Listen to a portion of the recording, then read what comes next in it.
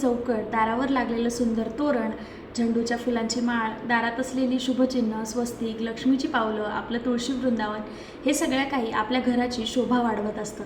आणि आपल्या दाराची चौकट जर सुंदर दिसू लागली ना, तर आपलं घर जे आहे ते आपोआप सुंदर दिसायला लागतं. कारण की आपल्या घरात ज्या काही सकारात्मक ऊर्जांचा जो वास असतो, म्हणजे सकारात्मक ऊर्जा ज्या असतात, तर त्या दाराच्या चौकटीतून आपल्याकडे येत असतात. त्याचबरोबर लक्ष्मी देवींचं सुद्धा आगमन, पदार्पण आपल्या घरातून, आपल्या चौकटीद्वारे होत असतं. तर आपल्या दाराची चौकट सुशोभित असणं खूप महत्त्वाचं आहे. मी आधीच्या पण खूप व्हिडिओमध्ये तुम्हाला उंबरठा पूजनबद्दल सांगितलं होतं. तर आपला उंबरठा जितका स्वच्छ, सुंदर आणि छान दिसत असेल ना, तर तितकंच आपलं घरसुद्धा निर्मळ आणि एक सकारात्मक ऊर्जा असलेलं घर असतं. नाहीतर घरात काय होतं, निगेटिव्हिटी निर्माण होते, त्याच्यामुळे भांडण, कटकटी होतात किंवा घरात आपल्याला असं उदास उदास वाटतं. त्याच्यामुळे आपल्या दाराची चौकट सुंदर असणं खूप खूप गरजेचं आहे. तर तुम्ही माझ्या आतापर्यंतच्या व्हिडिओमध्ये बघितलं असेल, मी उंबरठा पूजनाचं बरं काही महत्त्व तुम्हाला सांगितलं आहे. उंबरठ्यावरती आपण दर सणावाराला, गुरुवार, पौर्णिमा, अमावस्या अशा वेळेस हळदीचं लेपनसुद्धा करत असतो.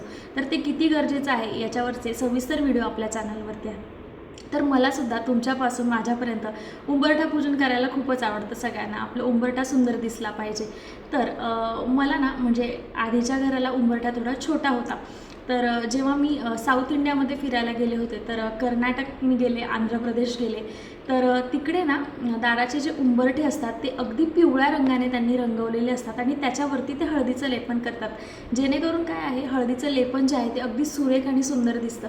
तर दक्षिण भागातली ही संस्कृती मला तर खूप आवडली आणि त्यांच्या रांगोळ्यासुद्धा खूप, म्हणजे त्याच्या दक्षिण भारतातील रांगोळ्या असतात त्या पण खूप सुंदर दिसतात. तर मलासुद्धा इच्छा होती की माझा जो उंबरठा आहे तो तसा अगदी पिवळ्या रंगाचा ठसठशीत रंगवलेला असावा.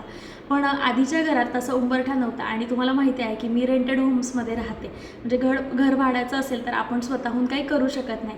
तर आता असा योग आलेला आहे की आम्हीच दक्षिण भारतात शिफ्ट झालो, म्हणजे महाराष्ट्र सोडून आता इकडे आलो. तर इकडे ते जे काही आहे ना ते खूप कॉमन आहे. म्हणजे जरी आता इथे भाड्याचं घर असलं आणि उंबरठ्याला रंग दिला तरीही चालेल. तर चला म्हटलं, शुभस्य शीघ्र. तर या घराला ऑलरेडी आधी जे कुणी राहत होते तर त्यांनी उंबरठा रंगवलेला होता, पिवळ्या रंगाने त्यांनी सुशोभित केलेलं होतं. पण त्याचा जो रंग आहे ना तो थोडाफार निघून गेलेला आहे. तर मला जे काही करायचं होतं, मनात जी इच्छा होती, तर ती फायनली मला आता करता येणार आहे, म्हणून मी खूप खुश आहे.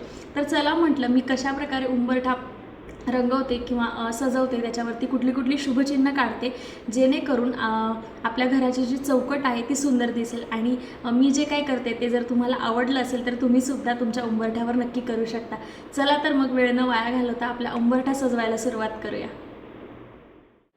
उंबरठ्यावरती रंगकाम करण्यासाठी मी इथे हा ॲक्रिलिक पेंट घेतलेला आहे, सॉरी इनॅमल पेंट घेतलेला आहे पिवळ्या रंगाचा. तर असा बघा, जशी आपली हळद असते ना तसा पिवळा रंग आहे.